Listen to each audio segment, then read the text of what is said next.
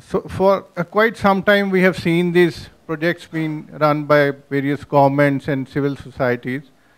We feel that these technologies, mobile and telecommunication, have a great potential, but they are still underutilized. From projects in silos, how do we upgrade, how do we scale up to a larger projects or larger programs, mainstreaming these technologies into delivery of our national healthcare programs, and what are the issues and challenges ahead of us? This is as of now where we are with pilot projects doing quite well in various parts of the country, maybe Onco project, and with the existing infrastructure, we are able to deliver a lot. Maybe a Care Foundation project in Andhra Pradesh. So where do we go from now, and what are the barriers, issues, challenges, and opportunities we feel ahead? So I'll request just to say two issues or challenges which are of prime importance you see in near future. Thanks. See, I will take the statement of Dr. Ramkumar. The challenge is to do what we have, what we can do with what we have. The question is, we have a now plethora of these pilots which have shown effectiveness. The major challenge comes, I think, also one attitudinal issue, which was we used to talk invariably on limitations and the challenge. That also, if I take the scenario 5 years back and now, I can tell you, the earlier when we were talking to grassroots level workers, it was a big challenge. We have overcome that challenge to some extent, but still we have to go a long way. See, people are becoming very used to mobile devices. Dr.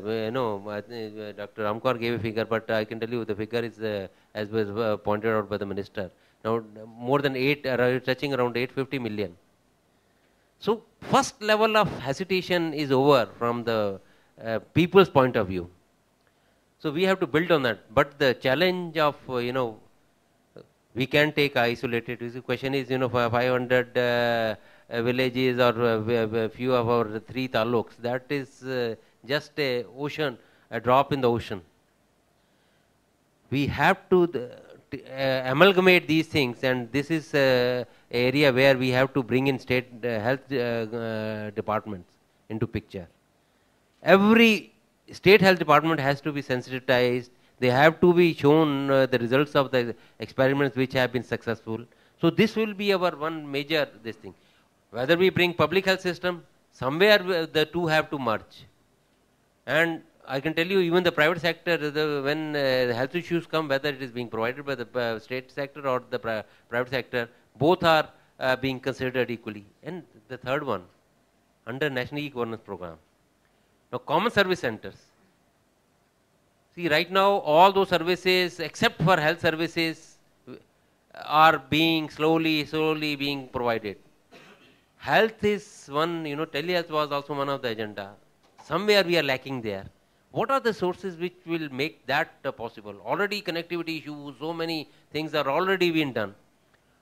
We have to go from 100,000 to more than 200,000 once the plan for covering every panchayat comes. So this is another issue which we have to sort out. How they can be roped in, how viable, sustainable techniques can be made. And another challenge, we have to overcome the legal issues. Already a lot of work is being done in the health ministry. I'm part of that committee, which is not only suggesting a EMR, but also covering the legal issues connected with delivery through electronic means. So this is another challenge, but I can tell you that we will also find some means. Then, once we find the solutions, how we can really make the medicine reach the village. So that the delivery issue, the consultation may go. Does he have to come back to the town to buy the medicine? Where the interventional things may come. What possible solutions can be in that direction? I feel these are the few immediate issues which come to my mind. The program which Girish described has been economically self-sustaining. But what kind of business models we need to develop? Who pays for these kind of services? Are patients willing to pay about these? They're downloading these applications, or so financial issue is another one, and the challenge which one can needs to address. And you could also please identify your. One of the things I see as somewhat intersecting with the legal aspect. See, right now people are looking at capital expenses. One of the important steps towards accelerating proliferation is to reduce investments towards ICT. How can we get a large number of small players to get interested in an adoption model, rather than government having to do everything and pushing it down the pipe? That can happen if the cost of that adoption is very cheap. So pay for the use of ICT infrastructure is a very critical aspect that we have to evolve to. The second thing is alternate forms of digital records. Again, it requires legal intersect to actually authenticate such documents. As he was mentioning, you can use audio records instead of digital records. These days, you can use digital signatures to qualify any record. So in principle, if that could happen, I have a couple of examples that I saw where very nicely people have gotten over the problem of adopting new technologies or waiting for new technologies. While we are talking about translations, translation technology available, you can take one language text to convert to another language and so on and so forth. They're very expensive.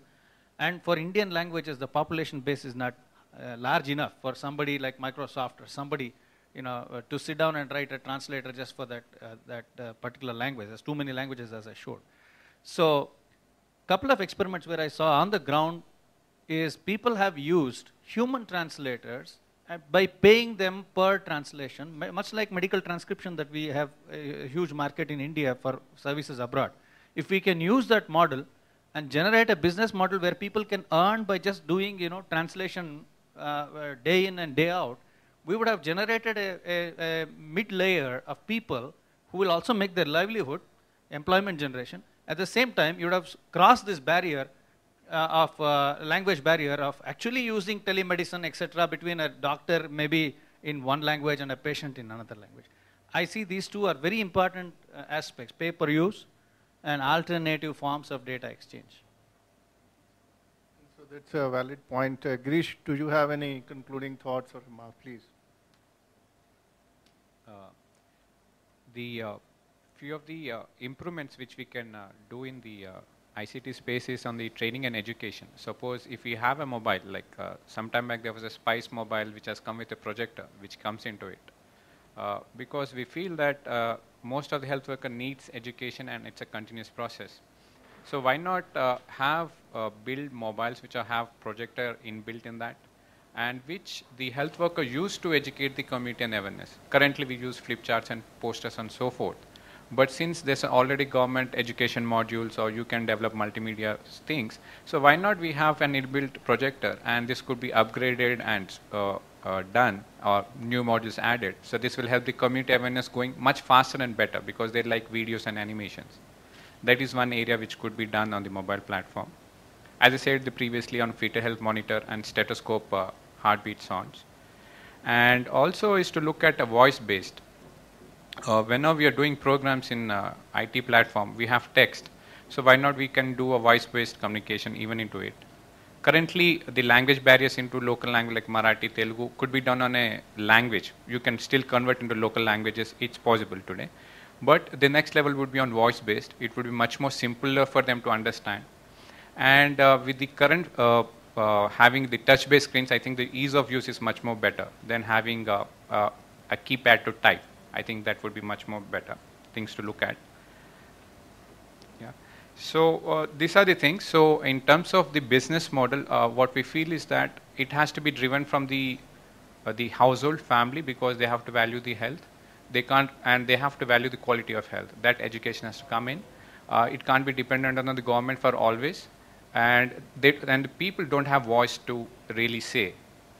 If the hospitals are not working in primary healthcare centers I have visited, people don't have voice to make the doctor come there. So because the doctors are on the control of the government bureaucracy, so they can't be removed. So how would you sustain? There has to be an alternative system which is far more better and efficient, and they would be willing to pay. And you see in most other cases it's happening. So what should happen is, like in the model what I've said, if they can pay 30 rupees per month, and if I cover say 100 villages, I can put up a system which works far superior and better. So we should be able to build such sort of systems, and 30 rupees a month is very nominal fee. So the more the scale we have, the better the systems one can do. And the systems to be done, it should be having a healthcare provider would be ideal. So all the hospitals who have existing in-house resources can pool up. And it could be replicated in all the places where are there hospitals entrenched. So you can have your hospital as a remote hospital in an urban area, but your in-house resources could be used to go to the village level, which could be far like 300 miles apart. You can do that, and you can really scale up this model on a larger scale. So it's only innovative premium financing and the best healthcare solutions. And I feel the most important challenge is that the IT has to enable as a strategic objective. We should not be overtly dependent on IT and IT. It has to serve a purpose with a strategic objective. If it doesn't serve the purpose, then I don't think IT is required. Thank you. Okay, we have seen that notwithstanding few hurdles along the way, the mobile and communication technologies offer a great potential, great opportunity in improving accessibility, enhancing, reaching out to the patients, and improving affordability of healthcare. And with these kind of experiences being shared by the various panelists, now it's high time that we take questions from the audience and open the discussion for forum. So if there are any questions, they're welcome. Please, can somebody pass on the mic to the lady in the third row? Yes, sure, we'll take it after you. Please, ma'am, stand up and the mic will reach you. Yeah, I'm Sarla Balachandran. I'm a scientist at ECSAR. So one of the questions you asked is what is the pressing issues which is facing the nation right now. So I thought I should mention that one of the biggest issues is type 2 diabetes, which is coming to our country, and our country is going to be the diabetic capital of the world. So using ICT technologies, what we can do is spread awareness, because that is what is I found kind of missing, because prevention is better than cure.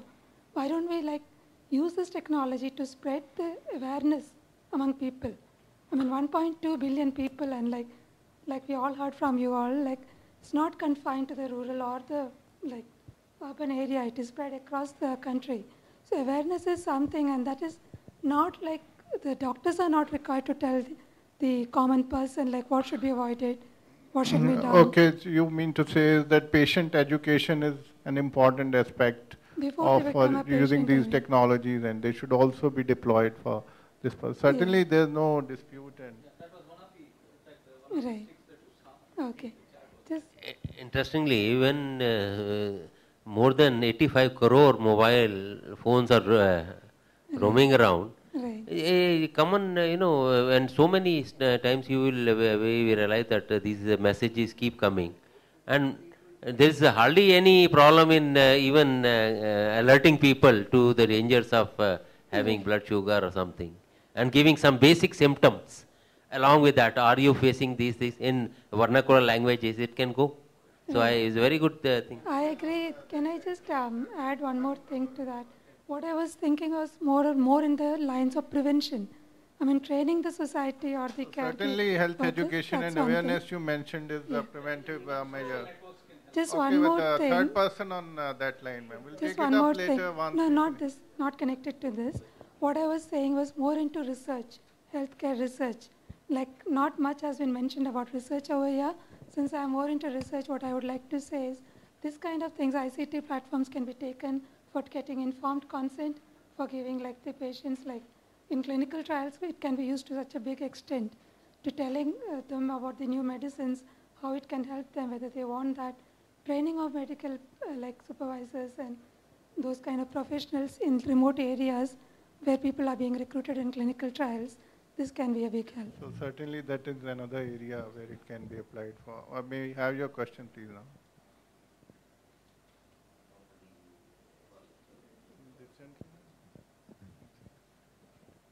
Thank you, Chairman. and the panelists. I just want to congratulate. I think it is a very well and most useful and well conducted session.